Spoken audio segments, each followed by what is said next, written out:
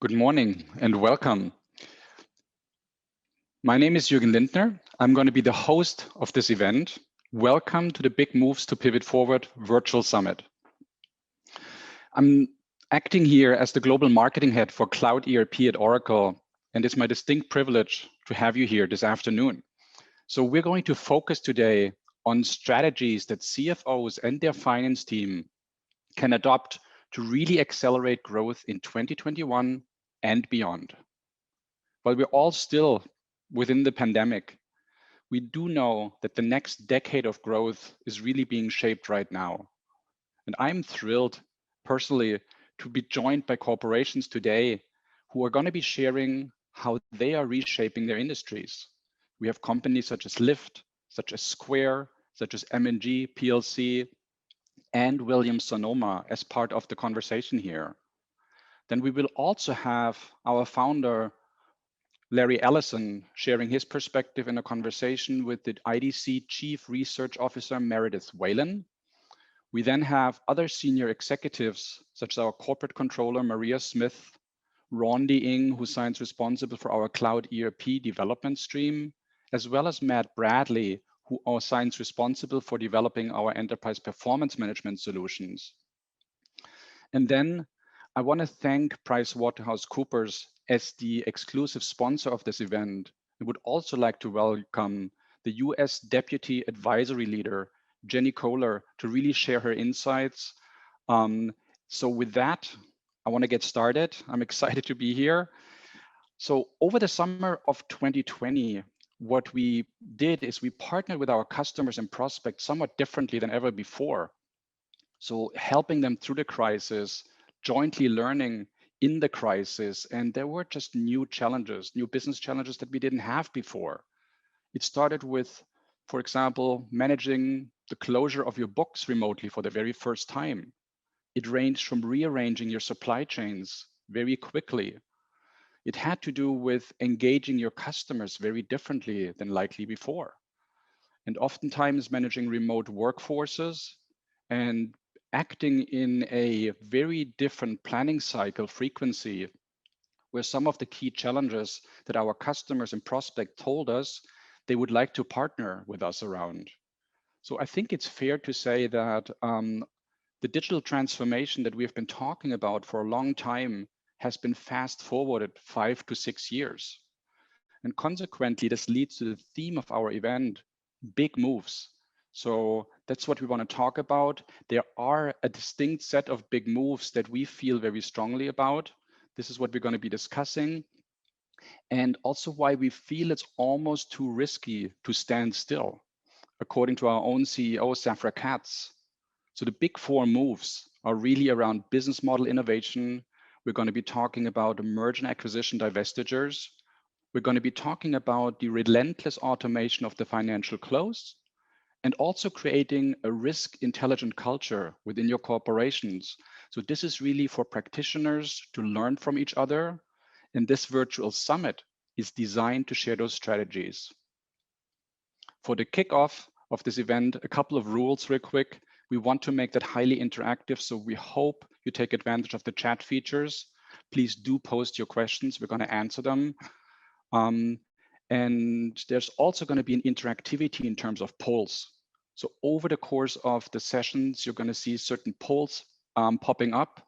We'd like to invite you to really participate in those. It will give us a good chance to read the audience, the virtual audience here. But before we get started, we want to do something that we've never done before. We all know in this virtual world, there is a little amount of stress here. So our offer to you is start this virtual event somewhat differently. Let's have a 3-minute type of well-being here built into the program. Now you might say 3 minutes of well-being in a virtual summit. What does that mean? So we think music is one of those things that brings people together. It has a healing effect. I think Billy Joel said it very well. I think music in itself is healing. It's an explosive expression of humanity. No matter what culture you're from, everyone loves music. And with that, we asked the recording artist, Billy Phillips, to help us record a song that hopefully captures how every one of us is feeling. So we really do hope that you will enjoy this short interlude.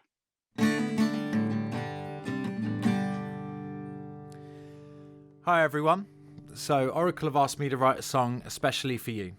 So I've taken a deep dive into your world and what your everyday lives might look like. I hope you like it.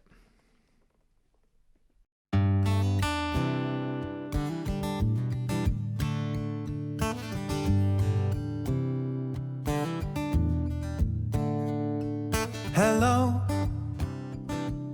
can anybody hear me?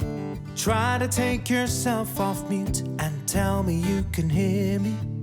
At least these video calls get rid of those long goodbyes. And better yet, they raise your bottom line. You've changed your background 100 times. Today you're on a beach, so it doesn't look so bad now. There's a drink within your reach. We know that you've been counting, but there's more than counting beans to all the little things you do behind the scenes. Can't stop the dog from barking right beside you. The kids are interrupting. Love, turn on the TV. At least the postman knows just where to find you. Got no commute, no fancy suit, just your family. You crunch numbers for breakfast and you dip them in your tea. Your digital assistant, the only sidekick you will need. Another risk analysis by morning.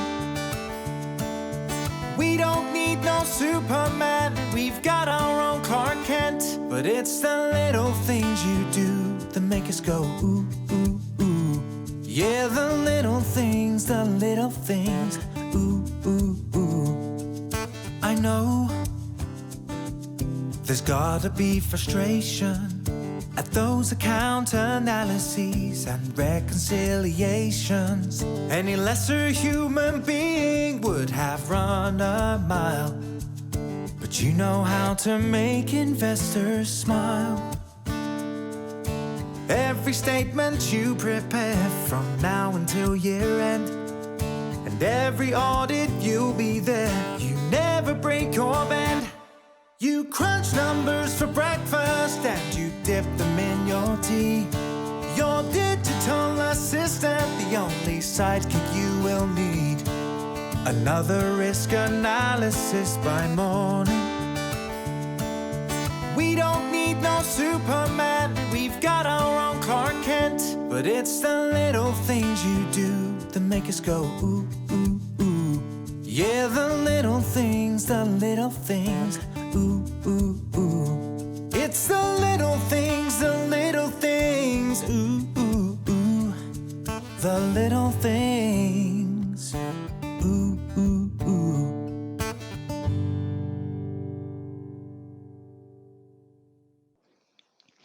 Thank you, Billy Phillips. That was quite an inspiring tune, quite catchy. You're crunching numbers for breakfast and you dip them in your tea. So that's us. That's the finance community here. So, but without further ado, we hope you enjoyed this little prelude here to the conference. It is my very distinct pleasure at this point in time to really introduce our chairman, Chief Technology Officer, Larry Ellison, who is in a conversation with IDC Chief Research Officer, Meredith Whalen. And both of them are going to talk about how we have partnered with organizations around the world, but also how Oracle uses their own software and really run their entire business end to end. It's a conversation you don't want to miss, so let's share it now.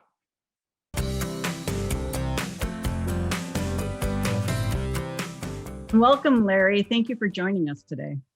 Hi, Meredith. Larry, I want to start with the topic that has been consuming all of us for the past year, and that is the pandemic. You know, Oracle has played a critical role in helping organizations manage through COVID-19 as both a cloud provider that has enabled organizations to be resilient and as a provider of critical technologies to help the world get vaccinated. Can you tell us a little bit more about the specifics of what Oracle's been doing? Sure. I think one of the big differences between cloud technology or cloud applications. And the applications that came before is we come up with a new version of our cloud applications every 3 months. And we literally deliver thousands of features to our customers every 3 months at a constant cadence. Where it used to be, back in the days when Oracle had e-business suite was its primary premise product, our big competitor there, SAP, that we would have new versions measured in some number of years. Every 2, 3, 4, 5 years, there'd be a major new release coming out with new features and technology. Now it's every 3 months. So when COVID showed up, uninvited, by the way, one of the things we were able to do was quickly update our human capital management software and put in features that allowed customers to keep track of their employees who had been tested, or put in testing programs for their employees, so that if some employees could work at home. Another great thing about cloud technology and the Oracle suite of Fusion applications is whatever you can do at the office, whatever features you can do at the office, you can do this at home or while traveling. Every single feature of our Fusion applications, our ERP Fusion financials, you can do journal entries on smartphones while traveling. You can, obviously things like expense reports and things like that, but no, every single feature is available on tablets and available on smartphones. So we enabled our customers to continue working, even though a lot of their employees weren't coming to work. But there are some industries where you can't work at home, like if you're assembling Tesla cars. And there are a number of things where you have to go to the office. And in that case, Oracle updated its HCM software within the next release in that 90-day windows. Really, it was about half the time. We were right in the middle. So our next release was coming out in 45 days. So we put in features that allowed customers to keep track of their employees who are having COVID tests. Since then, we've done a whole bunch of things in terms of now managing back to work, helping employees and employers, work out how to come back to work safely. So that was one of the things. But A, it's very important for COVID, but B, it really highlights one of the key differences between modern cloud technology and what came before, in that we give you new features and functions every 3 months. And we're really the only ERP system that does that. There is no other ERP system in the world that comes out with a release every 90 days, or our leading competitor comes out with a release they still come out with a release every several years. So again, this uniquely positions us to address continuous change, not a massive migration to a new version, but continuous improvement, and respond to continuous opportunities, and be very, very agile and operate on this 90-day cycle. So you spoke about Oracle Cloud. I think it's worth noting that Oracle runs its own business on Oracle Cloud. Can you tell us how that's helped Oracle respond to and drive change in its own business? Yeah, well, Oracle's had to go through lots and lots of changes, right? Our fundamental business model changed from, we used to sell software, if you will, licensed software, and then our customers would run that software on their own computers. So the model was, again, you send us a purchase order, we send you the software, we provide services and support around that software. And we went from that business model of selling software to, if you will, renting a monthly service. So we've gone from sales of a software product to being a supplier of a cloud service. And one of the things Oracle is working very hard to do is help customers preserve that huge investment they have in data centers, and be able to gracefully, if they so choose, at a time of their choosing, gracefully move those on-premise data center applications into the cloud. But there's going to be this long period of coexistence where you're partially in the cloud and partially still on premise with your own data centers. And you got to handle that transition gracefully. That's what we were faced with.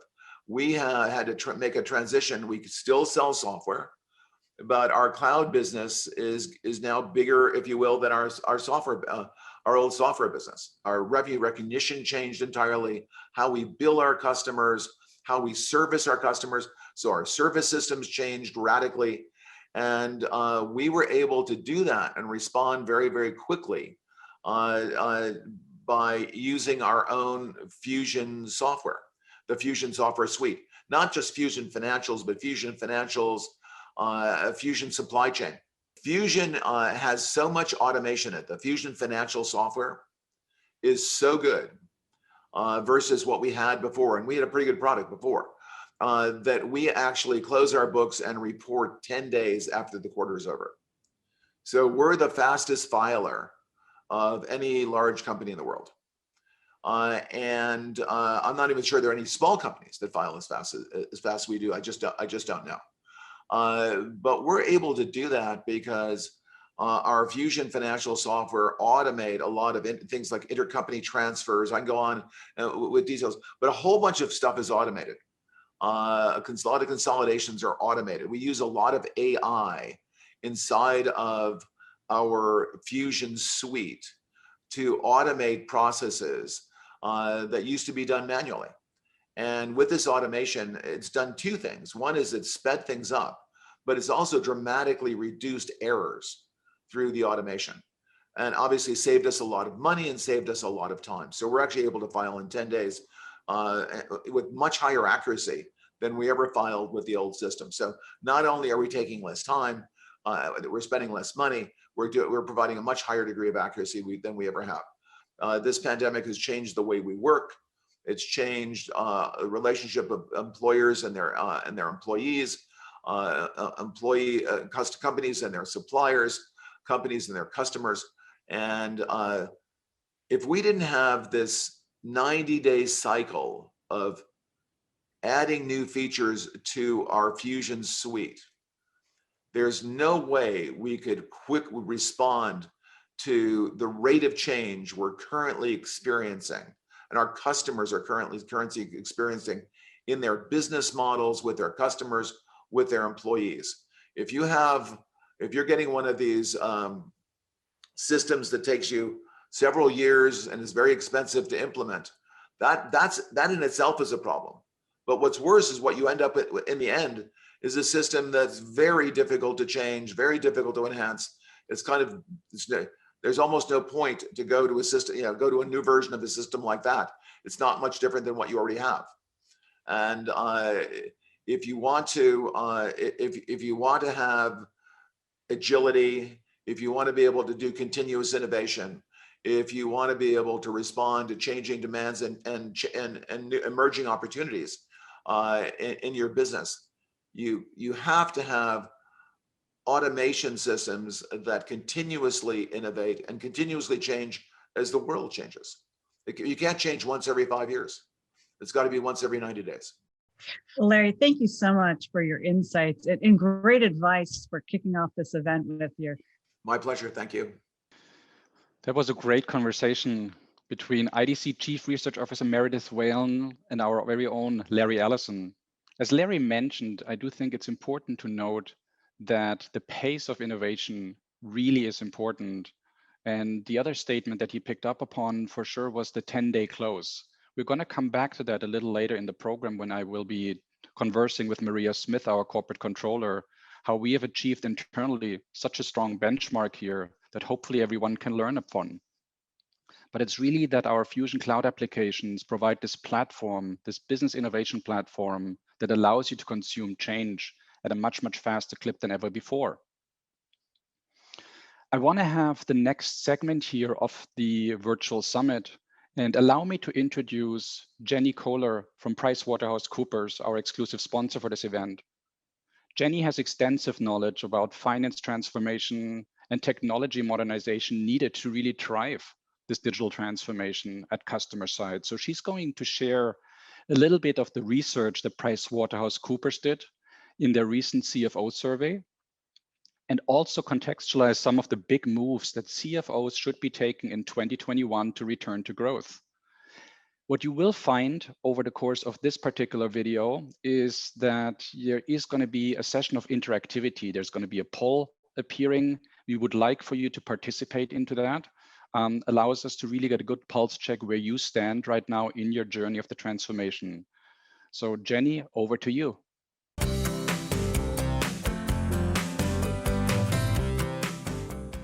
Hello, and a huge thank you for having me be a part of your day, starting with Oracle, of course, as our host, and also to each of you tuning in. I appreciate the privilege of your time and do promise to be brief. By way of introduction, I am PwC's Deputy Consulting Leader, as well as the leader of our Industrial Products and Services Business Unit, which is home, as the name would suggest, to our clients in the industrials, energy, and utility spaces. It is a pleasure to be in your company, particularly given my personal affinity for anything and everything in the office of the CFO. I am a CPA by trade and personally spend my time helping CFOs, controllers, heads of FP&A, heads of tax better their functions. More often than not these days, this means navigating an ever-changing technological landscape, and one that is only accelerating in terms of the pace of change. Today should be exciting as you hear about big moves CFOs and their teams are making to outpace competition and accelerate growth. As you embark on your time together today, I hope to leave you with 3 main points to carry forward as you contemplate your strategies to grow and innovate. Point number 1, the call to action in the office of the CFO has never been higher. I am of the personal belief that this function, almost more than any other within an organization, is responsible, if done well, for stewarding a company into its future. And never has the time for that been more critical in the face of high degrees of uncertainty, courtesy of a global pandemic, and most recently here in the United States, as we move forward with the new administration post-election. Said another way, I am of the firm belief that numbers do not lie, and numbers can and should tell a story. It is this role as storyteller that is so important in an organization, and that is exactly where the office of the CFO comes in, to get it done completely, to get it done accurately, to get it done right. Which brings me to my second point. With the call to action for the office of the CFO stipulated, what exactly are the challenges and opportunities that face us? In order to address this, I will call upon some information that PwC has gathered through a series of periodic pulse surveys with our clients that are intended to track changing sentiment among the business executive community. We have been conducting these surveys over a number of years, although we have increased the frequency post-pandemic. And all of what I'm about to share with you represents the voice of the CFO. First, on the role of technology. 75% of our CFOs surveyed indicate that more resources will go to digital in the year 2021, with half of those saying that that will be a significant increase from years past. These digital investments are expected to fall in the areas of data analytics, automation, cloud, and customer transformation. And perhaps not surprisingly in a post-pandemic world, that work on the customer side focused on accelerating revenue growth over the next year. As I reflect on this data point, 75% is worth pausing on, particularly in the backdrop of an increasingly capital-constrained world. Continuing on this investment thread, other top areas cited are cyber, risk management, tax scenario planning, and domestic expansion, which of course speaks to the notion of changing business models. Switching gears to risk, 67% of our CFOs pulsed say that policy and regulatory risk will be more pressing in the next 4 years.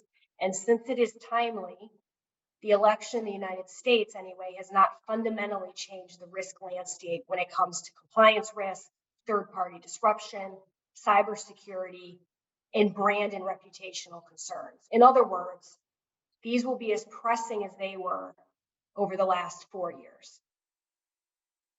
Now, this brings me to my third point. If you buy into the calling of the office of the CFO as the storyteller of an organization, and in the backdrop of some of these more macro trends and risks, what can you do to control your destiny?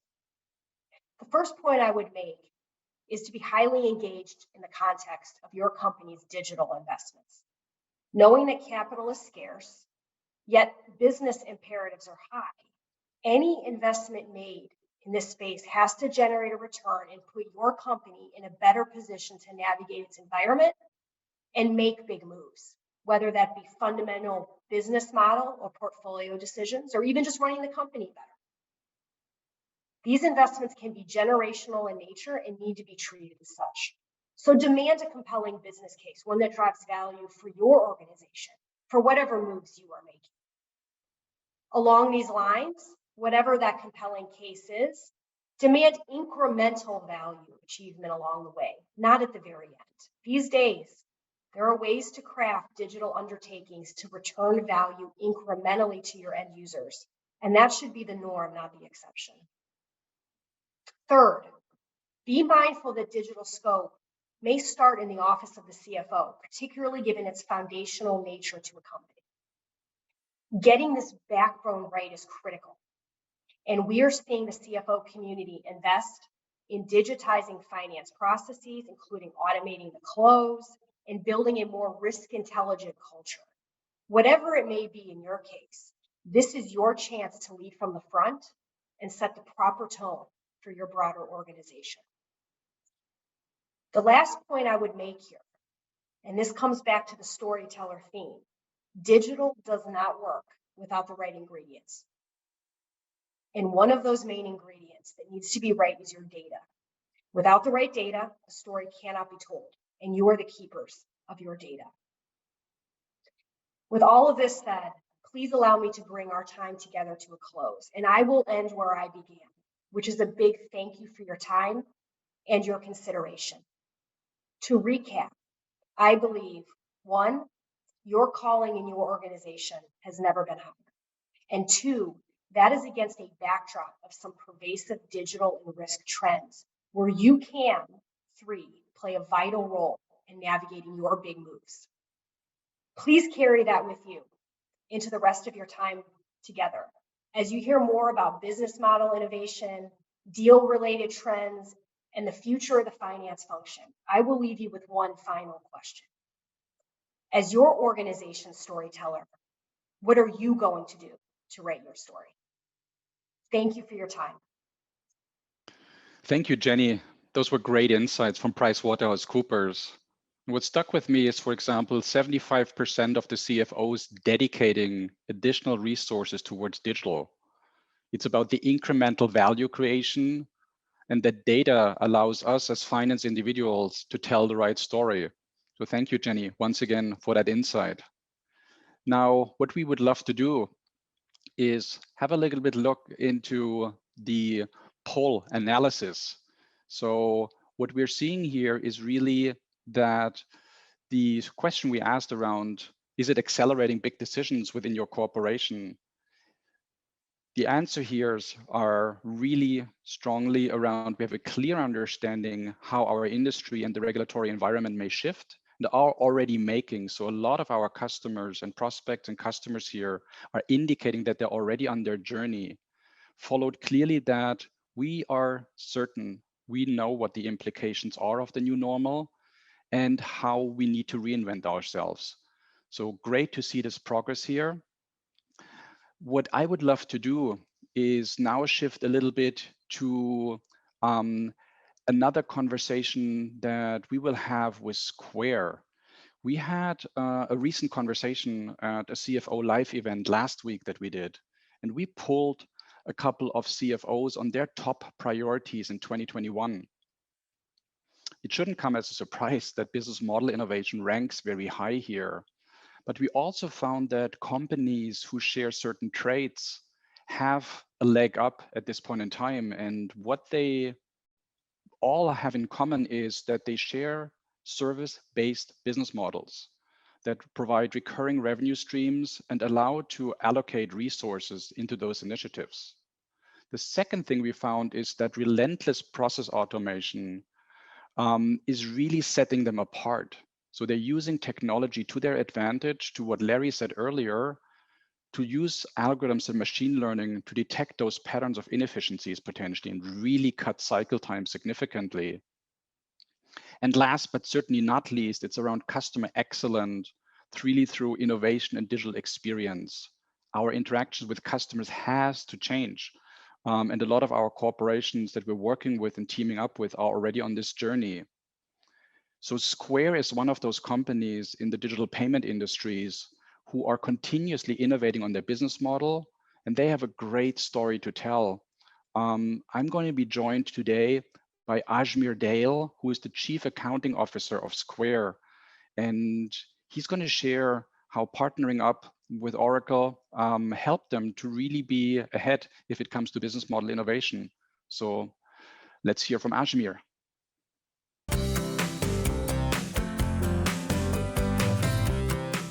Square started about 10 years ago, and the initial sort of concept for Square was really unlocking the access of small and medium-sized businesses, what we call our sellers, to give them utility to access the payment card networks. What we've seen since then, over the last 10 years, is that sellers need a lot more to understand, to learn and grow their business.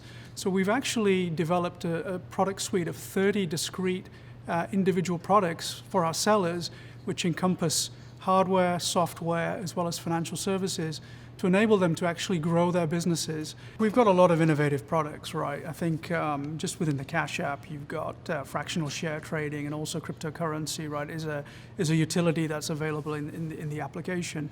So from our perspective, it's important, especially when a product is very nascent, is that we can measure profitability, right, to see how it is performing. Do we double down? How can we learn from the experience in terms of the financial metrics and the engagement that a certain product is getting? Capturing that information on a cloud application such as Oracle and using Oracle Analytics really helps us focus and address those concerns. We've got to come up with the products that have the most resonance and have the most utility, right? That'll have more of a meaningful impact. And the way accounting sort of helps there is to provide the guidance and the guardrails such that the company can feel like it can still innovate. What we want to try to create is an atmosphere or an environment where we've got a startup culture within a public company, right? We don't want to lose that.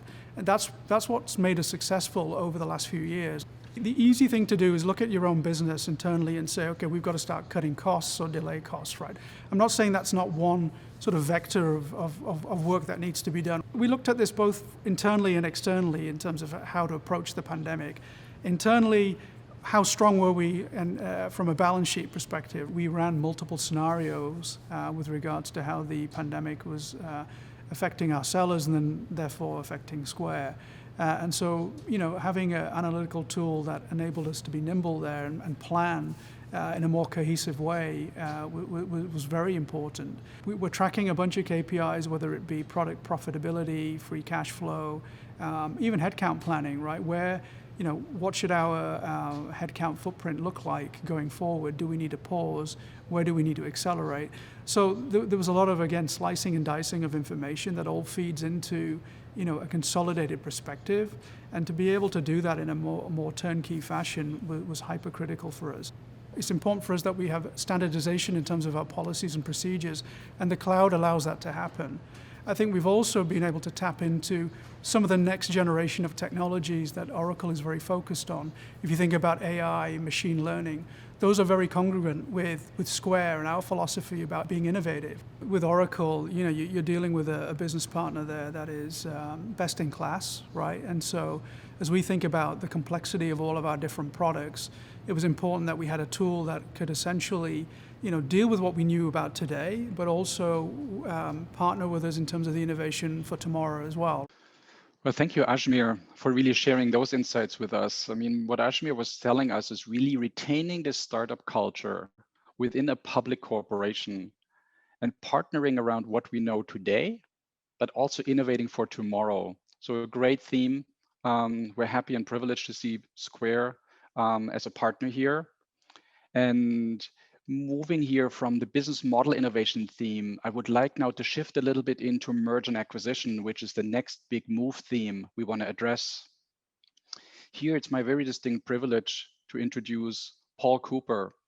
So the M&A market and divestiture market is going very strong these days. And a lot of corporations are making their business model pivots based on M&A and divestitures to really reallocate resources into high growth opportunities. M&G PLC is one of those corporations, and Paul Cooper, who is the deputy CFO, has joined me and will also be available later on for Q&A. So please do not hold back with questions over the course of those sessions here. We will also launch a second poll during Paul's interview here, but I'll help Paul take it away and share his insights. Paul, welcome to the program.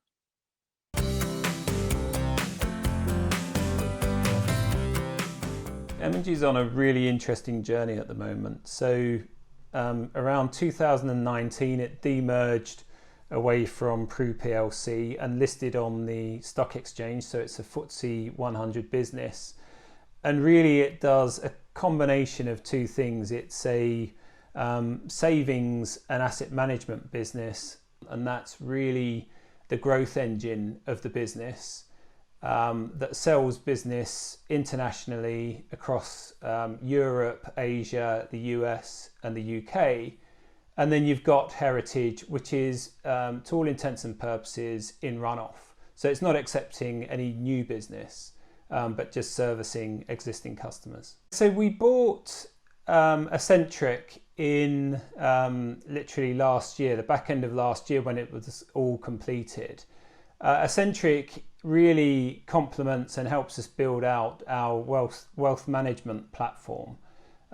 So what it enables us to do is really sort of access a whole new set of customer base. So it helps us access high net worth, mid net worth individuals.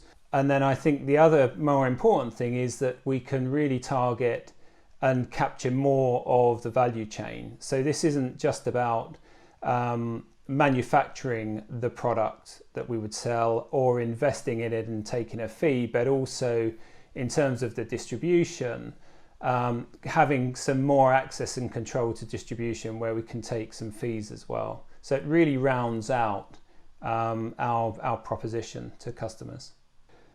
This is not just about transforming the business. It's getting certainly much more digital than it has been to date. And also from a finance perspective, we are transforming people, processes, systems really substantially. And I think what that intends to do and what we will intend to achieve is really to have far better insight, much tighter controls than we would have otherwise in what is some quite sort of a manual process environment. IFRS 17 is a new insurance standard that comes into play 2023, and it really is very data intensive. One of the things we're doing from a transformation perspective is ensuring that the accounting standard is interconnected and fully integrated with the transformation of the other finance processes and systems that I've mentioned. But more importantly, what it'll enable us to do is close the books faster. They'll be more robust. We'll have people not spending so much time really working on data manipulation and working on extensive spreadsheets, but much more automation that delivers data in the format that we want it far faster. And what that in turn does is will free up the talent that we have in the organization, so they're not spending time really manipulating the numbers, but really instead spending their time on value-added procedures where they can get underneath the numbers and really offer more insight and partner with the business as a consequence. One of the key aspects of the transformation will be the way that we look at EPM and scenario planning. So in particular, being a listed business, one of the things that we need to do is really have a handle on, and a firm handle on, our forecasts. So from a scenario perspective, what that enables us to do is really look ahead and see what are plausible scenarios and how might the business respond to that. I think the other aspect is, particularly in an environment where we have COVID, there is a significant amount of uncertainty, and being able to model out scenarios with this level of volatility in the markets, with the uncertainty that's going on within the economy, I think really is just what should become and what is core to the business. Oracle really has met our needs across the various solutions that we've been investigating. What I didn't want is to have a whole patchwork of different solutions that we then had to sort of mesh and integrate. The other thing that's been really helpful to us and powerful is the relationship that we've built with Oracle. So we feel that we've got a really strong business relationship, and we also feel that we're treated much more like partners to solve problems. And I think that that's been important to us. Well, thank you, Paul, for sharing this with us. I mean, you mentioned the reduction of data manipulation, the readiness for IFRS 17, data intensity that comes with it, and the avoidance of really addressing it via patchwork and the partnership we can jointly strike here. So thanks so much, A, for joining us, and B, being available for answering questions a little later in the program.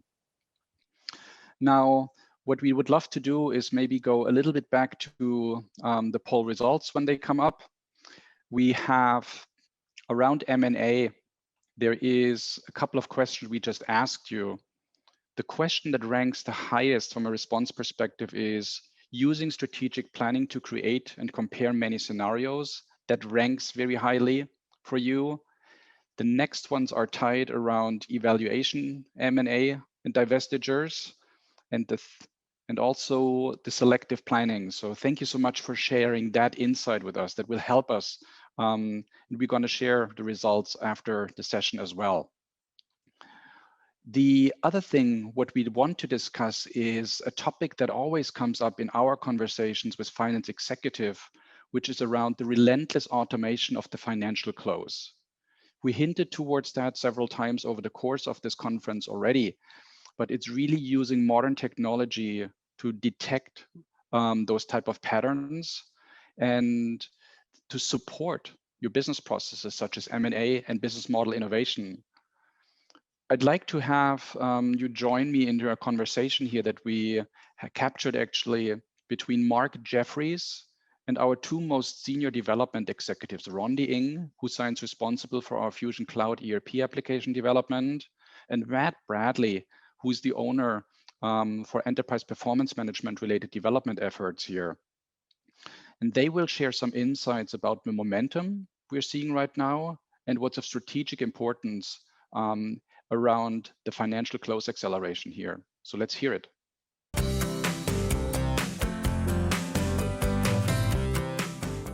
And now we're going to hear from Rondi Ng, Senior Vice President of Applications Development, and Matt Bradley, Senior Vice President, Product Development, EPM at Oracle, on the technologies, best practices, and capabilities that CFOs and their finance teams can use to reignite growth and lead their companies in an economically fundamentally reshaped by the pandemic. Welcome, gentlemen. Great to see both of you. Great to see you, Mark. You last time on stage, this time virtual, but the content is still great. Rondi, we've heard from some wonderful customers and thought leaders so far today. Now we'd like to get into how you and the team are enabling customers' big moves from a technology standpoint. So how are you partnering with customers to help them be successful? So first of all, I want to tell everybody that over the past few years, we have had really amazing customer momentum. Over 7,500 customers have adopted our cloud ERP solutions, and over 5,800 of them have gone live already, and many are deploying in phases. Now, even with the tough environment since March last year, implementations and go lives were even more active than the year before. Now, just over the past few holiday weeks, we have had over 120 go lives in core ERP. That's about 3 times the same period last year.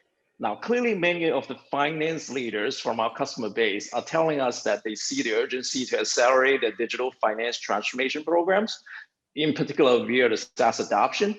Now, this is not only to keep their remote workforce effective in processing transactions and closing the books, but more importantly, to accelerate getting to some timely finance view of the business and drive many predictions, scenario modeling, and forecasts, and ultimately influence timely business changes and decisions, including actually pivoting into a new digital model that we've heard from some of the previous speakers before. So generally, a lot more real time, much more business impact from finance than ever before with cloud transformations. Very good, thank you. The speed just seems to be picking up. Matt, what would you add to that answer? What we've seen is that resilient organizations, they'll take advantage of any downturn and exit from it much stronger. And they're doing that a lot with, the scenario modeling, the ability to visualize multiple what-if scenarios to assess how best to respond to those in a risk-adjusted fashion. We can identify the strategic levers to pull to strengthen the balance sheet, to really look at the cash flow, and to look at the recovery phase and how that should actually pan out through. We believe this is a C-level conversation, and it will continue to be a best practice going forward for the FP&A organizations. In fact, in a recent survey of our customers in the Oracle Cloud, 71% of them have actually shifted to really take advantage of scenario modeling to really figure out what to do next and what are the moves they need to take. Rondi, back to you. Could you tell us about some of the recent innovations that you've introduced that support customers as they make these really very big moves? Now, like Larry said earlier before, SaaS delivers innovations faster than any other prior models, and particularly on-premise applications. Now, just last 12 months alone, we have delivered over 1,700 new features in our cloud ERP suite via our standard quality updates. Half of these innovation ideas came directly from partnering with our customers through multiple different channels, including our online forum, Customer Connect, with an idea lab over there. Now, many of these innovations are incremental steps towards our broad finance vision. The themes associated with that, there are 2 broad themes. One is a touchless operational theme, and then the other one is the continuous insights theme. Let me give you a few examples of the innovations. Last year, we delivered 2 touchless automation features, which we call Intelligent Document Recognition, IDR, and Intelligent Process Automation. Now, one automates processing any transaction documents, like, for example, your images or PDF forms from your manual data entry. The other one automates processes like month-end reconciliations and any of the other close steps. Both of these capabilities are leveraging machine learning. So not just kind of automates a lot of the steps, but it also actually learns from human intervention and correction and improves continuously over time. Now, in addition to that, we've created a number of digital assistants, these kind of bots, to help you use voice and any of the other social platforms like Slack, Microsoft Teams, to create self-service transactions like expense reports, entering time cards, or maybe simple things like checking on your reconciliation due and so on.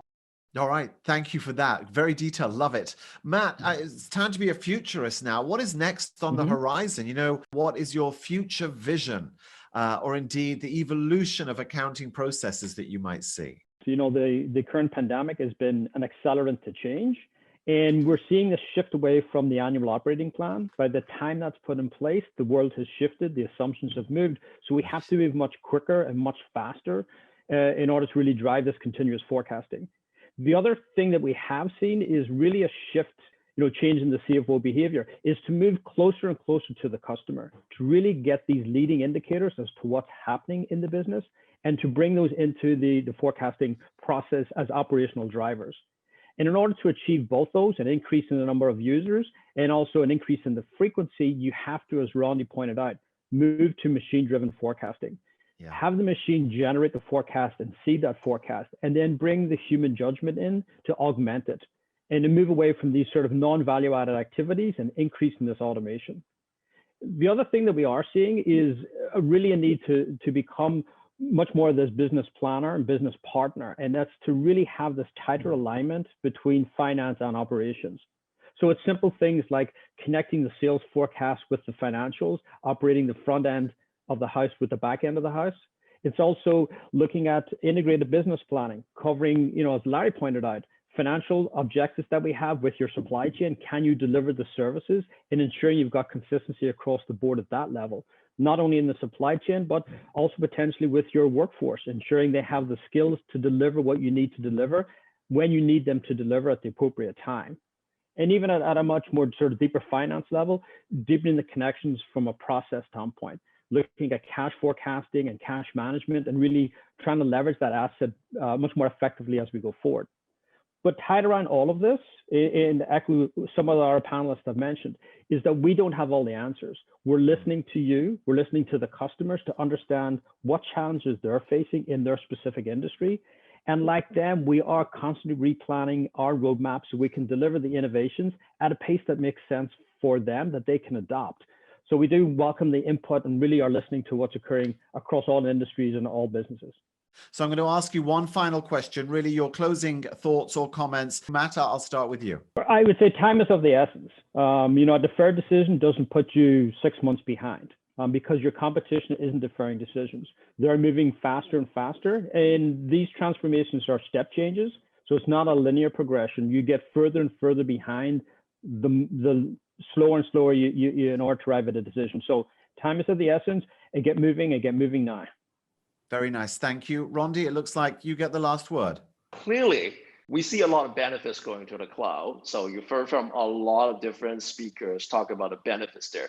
But one thing that I'd like to leave for the audience to think about is why actually you want to defer the cloud adoption. What's the risk to you by not actually adopting the cloud transformation sooner? I think the sooner that you do that, the more benefits and more future-proof that you're going to be.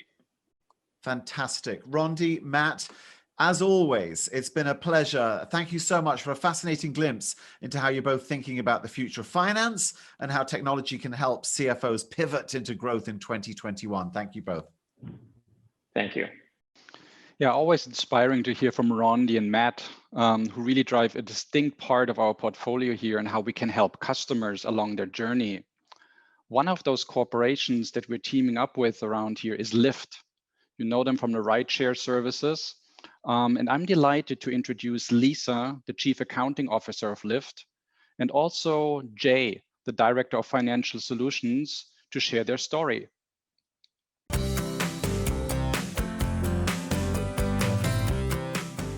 I think it's important for a finance team, to all be using the same systems when you close the books, if you will. And so for the teams to have the same template for doing your account reconciliations and using a software tool to do that, for the teams to have one tool to track the cycle of close and to have the consolidation of the information in one tool, to have your analytics and your reporting tools all pointing to the same hub of information. It's amazing. When you have 30 plus systems and you try to scale, often one will break, or it's not intended to do that. Or you have a very almost made for custom use on a system, and all of a sudden as you scale in an unexpected way, that system's no longer functioning for you. When you have a single platform, like what Oracle provides, as you start scaling up, there is an even keel of everything is going up to move at that same motion. It's taking us, over 12 days to close the books. My expectation is once we have Oracle ERP implemented, we'll shave that in half. And then once we continue on the journey of other suite of products of Oracle, we'll further shave that down by more. Three more days is the ultimate goal. When the Oracle first came in, when they lit up their services and we were able to start using them, 4 months later we were going live. We said, we absolutely love the speed that we're operating at. We want to do an entire ERP, financial implementation, everything top to bottom with accounting. We want to do general ledger, accounts payable, accounts receivable, assets, cash management. We want financial closing consolidation. We want account reconciliation. And we want it in 1 year. Touchless data, if you will, really affords the opportunity to use people to do what they're good at, as opposed to having them do reconciliations between systems, eliminating the manual effort, but having that touchless AI so that people can analyze the data and be strategic in their roles, as opposed to reactive and spending all their time doing administrative tasking and reconciling. I'd love to have everything touchless and close the books in one day so that we can use the commodity of our people to do what they were hired to do. The world's going 1,000 miles an hour, right? For me to say, wait, I need another week, it just doesn't work anymore. And Oracle is, with their tools, is reimagining the financial systems footprint. It's a true transformation at Lyft with the products that we're implementing. So clearly, the acceleration of the financial transformation is paramount for a lot of corporations. There was a comment in there where we talked about the one-day close. It's actually a similar goal that we're heading towards here at Oracle. We're already at 10-day reporting after the quarter, as you heard earlier. So I had the chance to sit down with our corporate controller not too long ago. Let's please play this video. It highlights our journey that we're also on.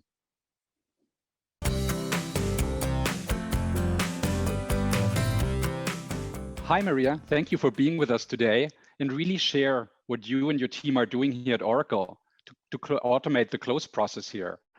I mean, your vision about the automated close has always been super attractive. So I'd like for the audience, maybe you can explain a little bit as to what journey have we taken already at Oracle to really get to this vision? Yes. Hi, Jürgen. Nice to meet you again. Yes, this is a really exciting vision for all of us. And I guess fundamentally, we believe that we have the foundation for this. The reality is that everything in Oracle is integrated. We have our subledgers integrated, all our other systems like HCM, supply chain, all integrated. We have one data set. If you want to have a foundation that's going to give you full automation, that's it. And we're just very lucky to have that as the foundation to launch this initiative from. And what we're doing initially is we're starting with the goal of a one-day close, because we need to take something as a mid-step before we get there. Let me tell you about some of the metrics since we moved on to the cloud that we believe are just astounding and actually going better than we even expected. So first of all, we've reduced all of our manual accounting by 42%. And obviously the team are already gunning for 50%. We're currently at 94% automated transactions matched in our ERP.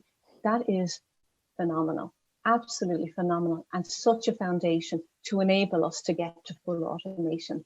We have now got 75% of our bank account reconciliations automated on EPM account reconciliation. We've an amazing reduction in the area of allocations.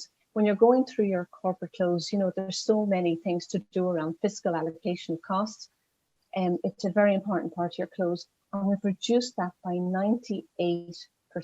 Wow. 98% has led us to be able to close the book so much faster. How did cloud enable us through the times of the pandemic to really help close the books, prepare our 10Q statements, and report earnings to the street without any apparent glips? We even accelerated. For us, we were so lucky that we had gone on the cloud because, for example, the backup to everything we needed, our full balance sheet, all of the account recs were on account reconciliation, in EPM. So everything was already there. And we have, everything we use, Accounting Hub to do our consolidation, all the subledgers, just everything was exactly the same. And in fact, what really was helpful was the speed. We actually ended up doing the close a day earlier in our first quarter close from home. And one big benefit I have to say of that is, when we were able to report so early, it meant that our focus wasn't on the past again. We were quickly able to turn our focus onto how to manage in a COVID situation and make sure the business as well, that we were all taking the correct decisions for Oracle at that time. Having the close done in 10 days by itself is mesmerizing. but what are really the benefits that your team is seeing by doing it at that speed? We know some of our competitors report in 45 days. That means they're spending half of their quarter on the past. And it's not just finance. That is the entire company. Me and my team, we're spending more and more time with our customers. Time we used to spend on reporting past earnings. We have, visits with our customers all on Zoom now, but we share with them how we're doing this. And the other area where we're spending our time, because the close is out of the way, is we're working with our partners in product development, because we are on the same public cloud as our customers. We have no customizations. So all the feedback we share with product development is valid for every single customer. And we are working together on all the ideas as to how we get to that full continuous close and full automation. And, everyone is completely all in on making sure this happens. So the benefits of a fast close are much, much more than just the optics of the speed. In closure, thank you so much once again, Maria, for taking your time, sharing your insights with us, and I look forward to the next session that's going to come shortly here. Thank you. Yeah, Maria was spot on. I do think you want to be swift in closing the books, because every day spent in the past means not serving your customers and focusing on your customers going forward. We have another poll that we just pulled here. So as soon as the results come up, I'm going to come back to that. So here they are. We actually checked with you around the current financial close process, and thank you so much for sticking with us here. We have 50% of the individuals here on this call saying that defined processes, but needs manual reconciliation and data handoff innovations. That doesn't surprise us, yeah. And then inefficient, manual intensive, lots of time spent. So there's still ways to go. And we would love to partner with you on really sharing our own insights and what our customers are doing. Which brings us to the last section of this virtual conference here, which is really creating this risk intelligent culture. Our last customer session here is really with Williams-Sonoma. It is really about when you do those big moves, how can you be mindful of the sensitive data, not putting your corporation at risk. Oftentimes it's through the new business model, through IoT type of data, digital technologies that create just more data points, more access points. So how do you manage risk in an era of data proliferation? And this is where I'm delighted to introduce Amy Allen, the Vice President of Internal Audit and SOX Compliance at Williams-Sonoma. Let's hear it from Williams-Sonoma.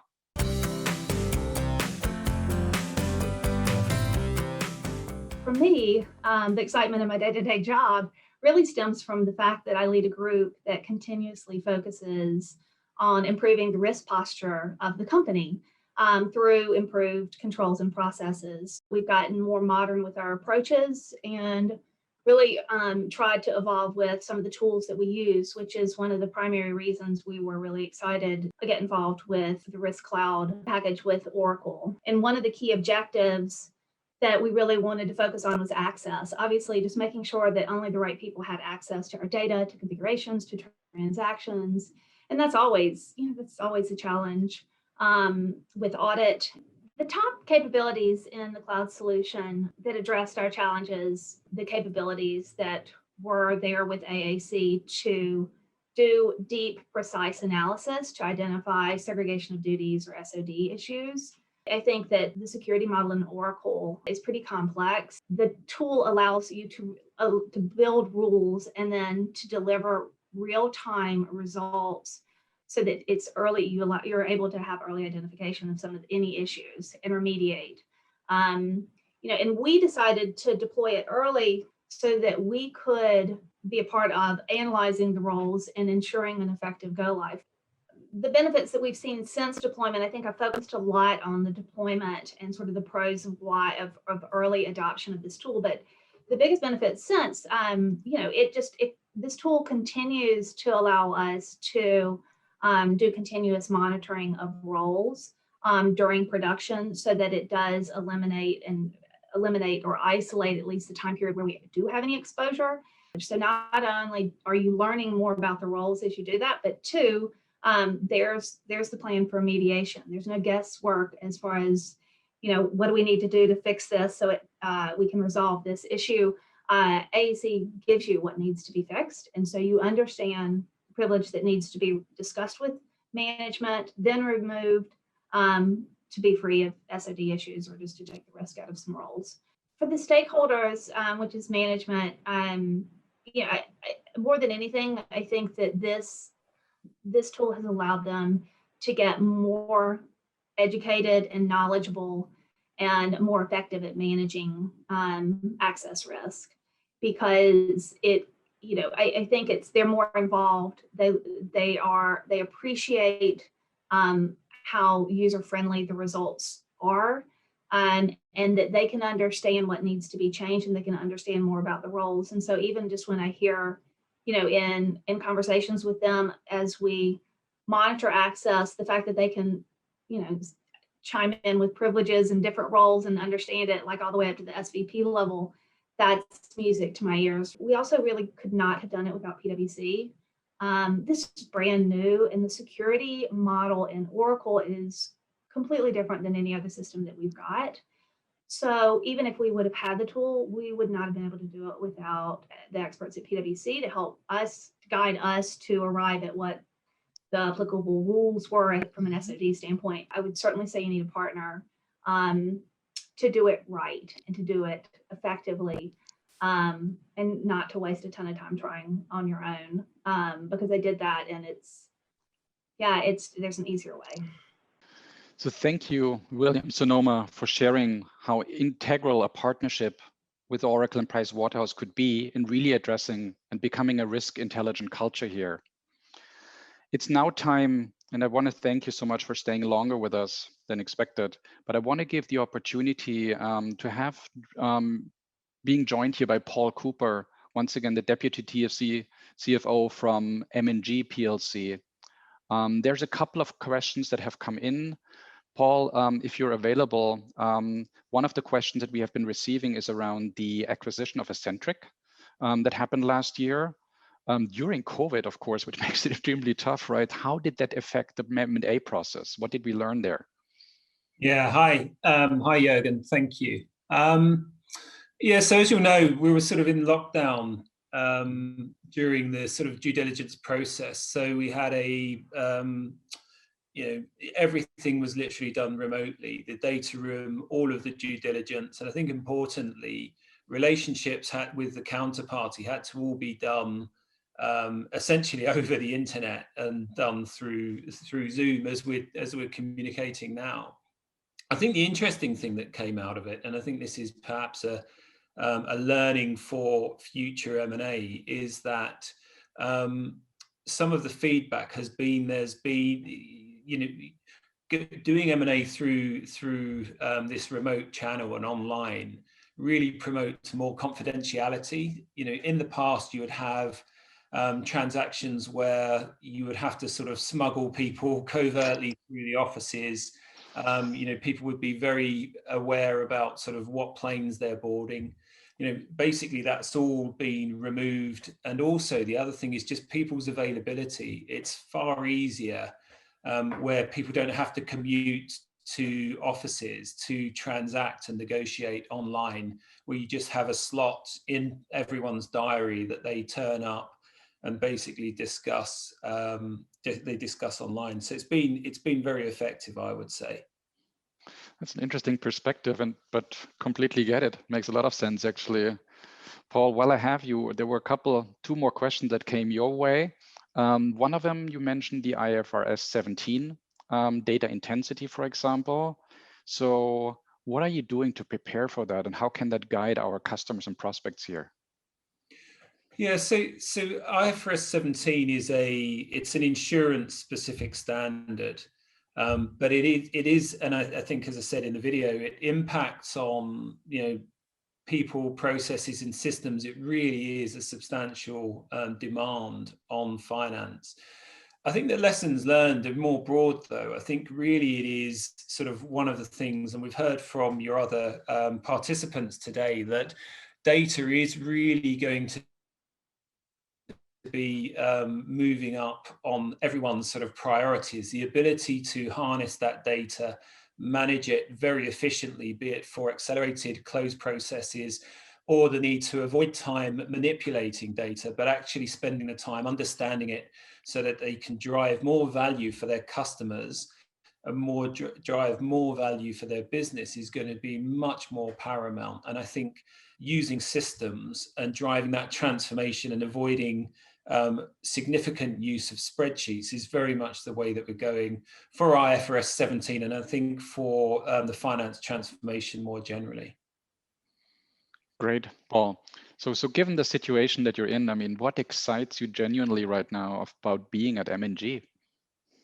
So M&G really excites me just from its ambition. So it spun out of the broader Prudential business in 2019 and has gone on and set its path on an independent way. It's listed, as I've said, on the London Stock Exchange, but it is going through a substantial digital transformation for its own business.